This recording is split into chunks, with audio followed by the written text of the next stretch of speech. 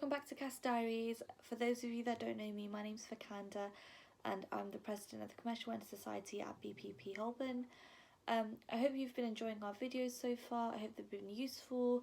Today's episode is basically a Q&A with a special guest. We've got Jessica, a trainee solicitor from Howard Kennedy, and she's kindly agreed to answer a few of our questions regarding application processes.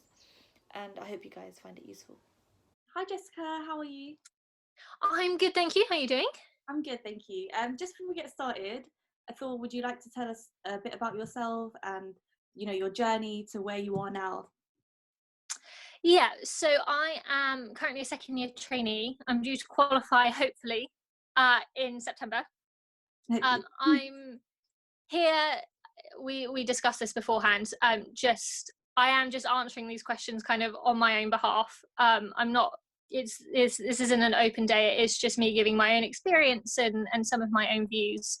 Hopefully that can help you guys, because I understand that you won't have things like open days, lunches with trainees and events that you would normally be able to ask these kind of questions. Yeah.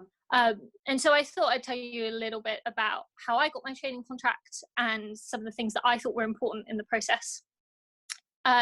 So I got my training contract pretty much out of university. I did undergraduate law at Hertford College in Oxford.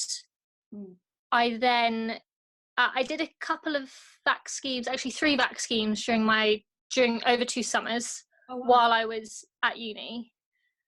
I then had a year out because I didn't have a training contract. I did 2 internships with charities, one working in a pro bono clinic in Lewisham and another as a legal tutor for the African Prisons Project out in Kampala. Came back home, did some work, did my training contract applications. I then got a training contract offer from Howard Kennedy, and they were only recruiting a year in advance. A lot of them do 2 years, but they sponsored me through my LPC, which was very fortunate. So I took the training contract, went and did my LPC, and started my training contract in September 2018. So how many firms did you actually apply to before getting Howard Kennedy? Oh, it's a slightly tricky question. Because I went through about 3 cycles of applications. Yeah. The first 2 were much more based on getting VAC schemes, and then of the 3 VAC schemes I did, I then applied for the training contracts off the back of that. Yeah. I may have done a couple of other training contract applications at that time. I can't really remember now. I'm getting old. It's too long ago. When I was doing my internships and I was starting to apply for training contracts in earnest, I sat down, decided what kind of firm I wanted to do, used that as a filter on Chambers, got a list of all the firms up alphabetically, and then started working through them. And I probably made 6 or 7 applications before I started getting callbacks. And then Howard Kennedy had an early recruitment cycle, so I would have made more if I hadn't gotten kind of an earlier offer. What I would say in terms of how many you should make, that can be a really hard question in terms of depending on the type of firm you're applying to and sometimes the length of the applications. Magic Circle, Silver Circle, City firms probably going to use, a lot of them use an apply for law system, and it's quite a set. You might have seen some of them, they use the same for VAC schemes. Yeah. They're quite long forms. Other firms like high street firms actually just tend to be more of a CV based and a personal statement one. So smaller firms are likely to take less time, so you might find that you can apply for more. I wouldn't restrict yourself if you're getting through applications. Don't go, 7 is the perfect number and then leave it. That's a bad idea.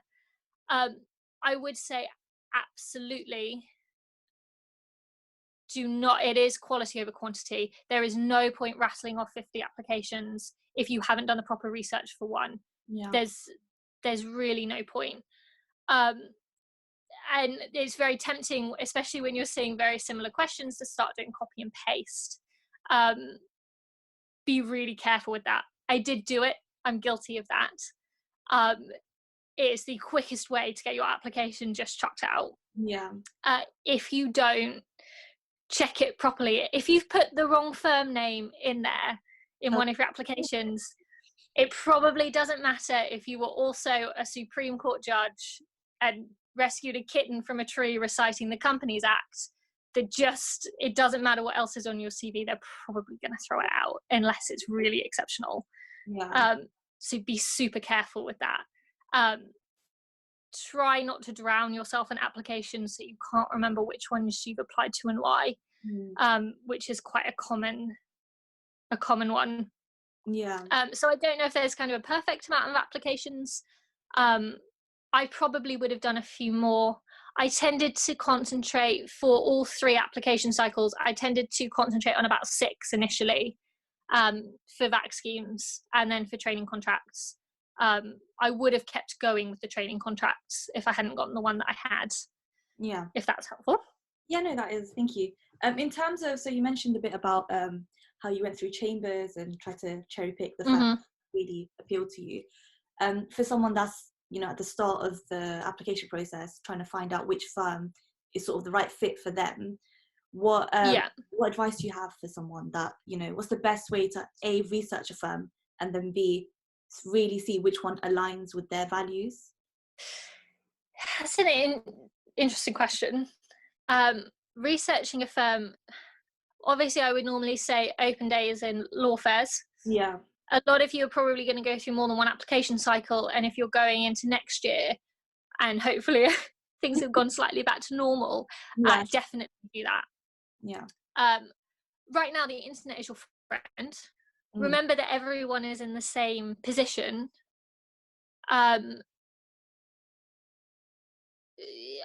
Definitely always check the firm's website. They will tell you what their values are. Somebody spent a very long time in the business development department putting it on the website. Yeah. It can be, I say this with frankness, it can be really difficult because they all start to look quite similar. And they all have kind of similar values repackaged, and they all say, well, we are different. Yeah. We're all diverse, but they all say that. We all exactly. Yeah. Yeah, it is so true. And it's hard to say when I've only really worked intensely at one firm. I imagine that there's degrees to which the values are central to the practice that the law firm's doing. I would say Howard Kennedy, where I'm at, the values that are on the website are think smart, talk straight, be yourself. Yeah. And that is very, very central to the advice that we're giving and the events that we're put on and the things that we're encouraged to do. I can't speak for any other firm as to how central their values are. But obviously it is aspirational, it's what they're aspiring to. And they want the applicants coming into the firm to acknowledge those and be willing to work on those. So show that you've done your research. Yeah. There are obvious sources, absolutely use them. Chambers, the Lex, I think it's the Lex 500 or the Lex 100, can't remember. Chambers Trainee, places like Legal Cheek and Roll on Friday probably give you a better idea of what a firm's like. Yeah. If you have any contacts or you're doing things like this, it's always worth asking a little bit. One thing I have noticed, and I'm not quite sure how I feel about this, so maybe I shouldn't be mentioning it. I have had a couple of approaches on LinkedIn from students looking to apply to my firm. And anecdotally, I know that there's been a couple of other people have been approached. Not 100% sure about that one. Just because one friend who did engage with it the girl then started asking him basically what he worked out were the questions of the application. So basically trying to get him to write her application for him. Oh wow. which points for initiative. But obviously he was quite put out by the time he realized where the questions were leading. And I would say don't do that. Yeah. The difficulty with something like that is you don't know how that approach is going to be taken. Yeah. I've tended not to respond to it, just because I don't want to be drawn into something where I'm writing someone's application for them, giving them an insight, because that's not really fair on the other candidates. When people are asking questions in an open day situation, you know, everyone in the room can hear it, you know, it's an open conversation, and there's back and forth. So I know people have done that. I don't know if it's worked for anybody who might be applying. I probably caution against it, but you might find that is, from my own experience, you might find that's working for some people. So something to consider. Please don't harass other trainees. In general, they've got busy lives. You might find that some are more amenable to that sort of approach. But keep your ear to the ground. Reach out through networks if you can to get a bit of an idea. And things like this, there are videos online, there are resources on the internet, use them. They're there for a reason, and firms want to see that you are the kind of person who would do the research. And look in the obvious places. That's why they're there, for you to use. I think I didn't realize this, but I actually checked on certain firms' websites, and it actually has a sort of place where trainees do talk about their experience and what it's like to work at the firm. So I think they absolutely do.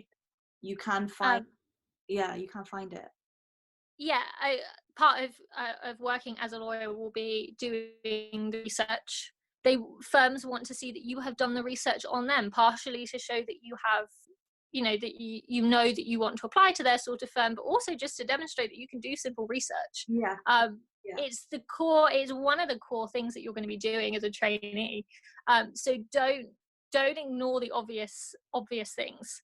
Work experience and VAC schemes, though, they're so good for getting inside a firm. When you talked about it, once you're in a firm, you get more of a feel for it. Unfortunately, I don't know how that sort of thing is working at the moment, in the current situation. They can also be quite difficult to get, work experience, but they are pretty much the primary way of really getting a feel for a firm. Sometimes it feels like they're just as hard as applying for a training contract, because it's a similar process. They absolutely are. But it's like you said, it's worth it, because I think that's the real way you get an insight into the firm, first-hand experience. Yes, it is. And the sort of the glossy websites that all start to look the same after a while, they do translate into real life culture in an office. Law firms are different. It is difficult to see that sometimes from the outside, and that inside track into it is very, very valuable. So I was going to ask, in terms of Howard Kennedy, what was it about the firm that appealed to you when you were applying for it? I think partially it was the practice areas, and this feeds into experience and how you know what kind of firm you really want to work in. I had sort of started, you know, Oxford tends to have quite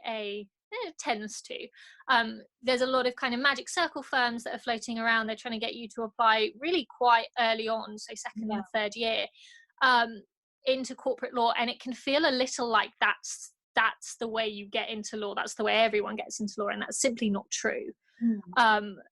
There's a lot of different ways to get in, and there's a lot of different places you can apply and types of firm you can apply to. After having some experience, so I did Travers Smith as a VAC scheme, which was very corporate. It was valuable. I really enjoyed it. I also did Burgess Salmon, who are Bristol, a kind of more mid-market Bristol firm, and they did some private client work, which I got to sit in that team. I then went back for my third year, and I did 2 electives, one in family, one in employment law. I then went to Michigan Rea for a VAC scheme, didn't get that training contract. But by that point, I had changed tack. So I had gone from thinking that I wanted to be, you know, a corporate commercial lawyer to knowing that I wanted to be able to experience some kind of private client, family, immigration, employment, which tends to be different kind of firms, not always, but the, you know, the bulk of the industry is more around the mid-market. And so that was very valuable. That kind of experience was very valuable because I didn't know that until I was really well into applications. Yeah.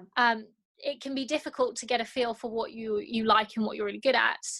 I chose Howard Kennedy because, like I said, I went on to Chambers, decided what areas of law I'd really like to practice in, and then started working through a list, making notes on which firms I liked. They were full service, so they had the corporate and the private client elements in. Yeah. And that was actually the deciding factor for me. Yeah. I guess, and more to the point, they offered me a training contract. Yeah. Yeah. Which was really the big decider to going to work for them. Yeah. Nowhere else had up to that point. And so there is a bit of a reality check in that, yes, you know, you pick and choose and you need to decide what kind of firm you want to work for, but you're probably not going to know everything until you're in there. Yeah. And training contracts are really hard to get. Very, very few people are in a very fortunate position of being able to pick and choose between training contracts. And so we narrow the applications down on a best guess of what we think we would like to do. Yeah. But ultimately, if someone offers you a training contract, you're probably going to go there. So give some thought. So give some thought at the application stage to the kind of firm you want to go to. You're probably not going to be making hair-splitting decisions on, you know, whether they have integrity or academic black letter law as one of their values. Yeah. You're probably going to go for the one that offers you a training contract. And Sorry, that was a bit down. No, it's fine. More times the firms that do offer you a training contract, they like your values as well. So, well, exactly. It is a matter of fit. If you don't get offered a training contract, part of it is going to be about fit. If you do, you can probably rest assured that somebody spent quite a long time deciding whether or not you would fit their firm. So I think that's a very astute observation. Somebody's decided that you would fit their firm, and if you have applied to them, you probably find that was going to be the kind of firm that you would get on with anyway. Exactly. You're very right. Yeah.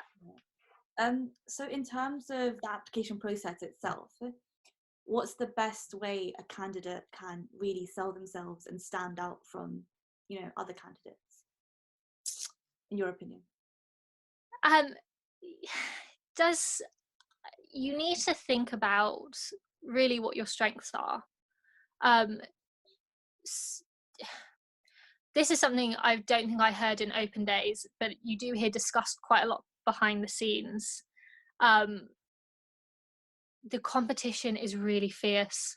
I don't mean to say that to put anyone off, but you need to consider the reality of the situation. There are a lot less training contracts than there are LPC students in any 1 year, and bearing in mind that a lot of very promising LPC students have already secured a training contract before they start, and all the other training contracts you're up against people who already, you know, years of people who haven't gotten something in the LPC, going back several years. Which that can be really off-putting and it can be very daunting. Obviously, lots of people do get training contracts.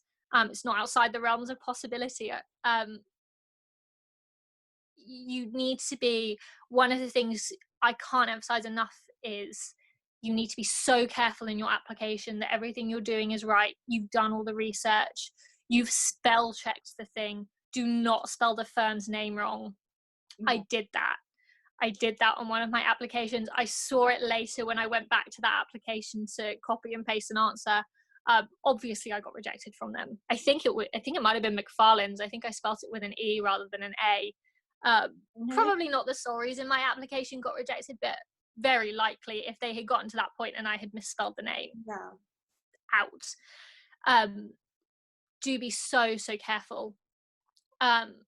and that is, you know, there are going to be a lot of applications that aren't that careful, and it is an easy way to get yourself noticed, is don't get yourself kicked out in the first round by making a stupid mistake.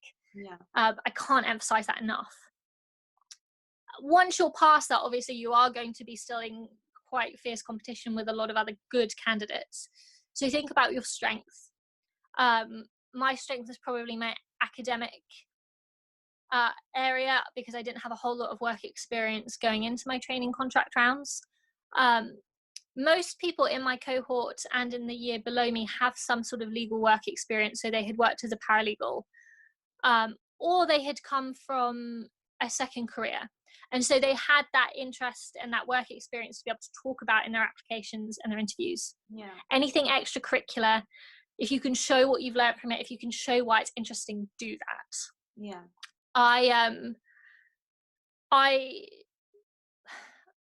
We talked about kind of beforehand, we talked about kind of interview tips. One of the things I would say is, a lot of firms, if you get to the interview stage or you get to the assessment day stage, even if you get rejected, they will offer feedback, and you can ring up the HR department. I don't know if you've done this before. Always ask at the end of an interview whether they give feedback. Once you've been rejected, and it happened to me quite a lot, it can be really quite embarrassing to go back and say, well, would you tell me why? It goes against our very British instincts of kind of going away quietly and licking our wounds. Do it. It's an uncomfortable thing to do, and it's so valuable. In my second sort of year of applying, I was told 2 or 3 times, oh, well, you were really good, but everyone else was really good too, which told me I needed to get something of interest on my CV. And that is why I went to work as a legal tutor in Kampala. Almost off the back of that feedback, I needed something to make me interesting in an interview. Something that, when, you know, they're looking back over CVs, they go, oh, I remember her, she had some interesting experience. You don't have to fly all the way out to Eastern Africa to do that. That was just the opportunity that came up. Working in a pro bono clinic, doing some volunteering, doesn't even necessarily have to be legal, but something that makes you stand out can be really valuable. Because if it twigs with the interviewer, or they have an interesting conversation with you, you're much more likely to stand out from a sea of other very good candidates. And also, just we at Howard Kennedy, we were told, you know, you do need to be yourself. Just think about what would make you want to hire you. Maybe it's, you know, your charisma, the fact that you're personable, the fact that you've done some fantastic mooting in the past, and play on that. Make it neon sign it, make it really, really obvious. Sorry, there's a message coming up. Make it really, really obvious on your CV that this is what makes you special. Don't be modest about your achievements. Yeah, definitely. Because I think that's one rookie mistake. I think people think that, you know, I don't want to sound arrogant, or I don't want to talk about myself too much, but really amplify the experiences that because otherwise the recruiter's not going to know what. No, you're really right. And this is not to generalize, but I'm going to generalize. Also, women tend to have that issue. We tend to play down. We don't want to seem arrogant. We don't want to seem shrill or bossy. We want to be likable. It's not just a female issue, but I have noticed it more with women. We want, you know, we want someone to recognize how brilliant we are without having to spell it out for them. For them. I'm sorry, you're going to have to spell it out. You probably are brilliant, and you probably do have a brilliant CV. But the people who are reading it, you know, they're going to be reading a lot of CVs. Maybe they've got a glass of wine in their hand and they're just trying to get through the Friday. And you want them to see your CV and go, okay, that is a good candidate, and put that into the pile of people they want to interview. So yes, shout loud about your experiences, say what makes you different. And if you can, try and do something interesting off the beaten path. If it's, you know, doesn't even have to be that off the beaten path, but you know, if it's mooting, if it's mentoring someone, if it's doing a little bit of volunteering, just something to add a bit of interest. Yeah, I think something that you can talk about, the more you have to talk Yes.